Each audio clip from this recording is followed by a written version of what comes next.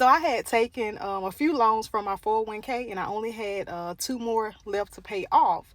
I've officially paid one of them off as of today, so I just have one more left to go.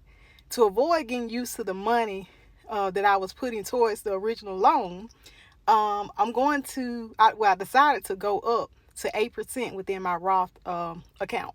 So instead of doing 7%, I went up to 8%.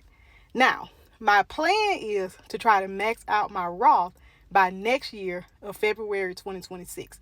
The way I understand it, I could be wrong, but the way I understand it is you have up until, I think it was April, to max out your Roth for the previous year. So for 2025, I have up until April to max out my Roth. Well, yes, I have up until April of 2026 to max out my Roth for 2025. So I'm going to try to reach that goal by February of 2026 to max out my Roth for 2025. I hope that makes sense. So that's what I'm going to try to do. And then in March, I know this a lot, but this the only thing I can think of to fix this. So in March, I said what I would do instead of doing it as a percentage, I would just divide the amount of paychecks that I have left for that year of 2026. I would divide the $7,000 based off of that.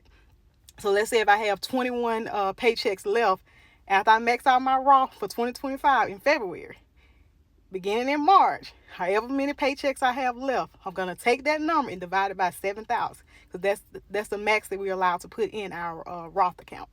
So that's my plan. And then after 2026, starting in 2027, it should be fixed. Well, all I have to do is just divide it by 26, however amount they allow us to put into the account, and then just kind of go from there. I hope that makes sense, but that's the only thing I can think of to do.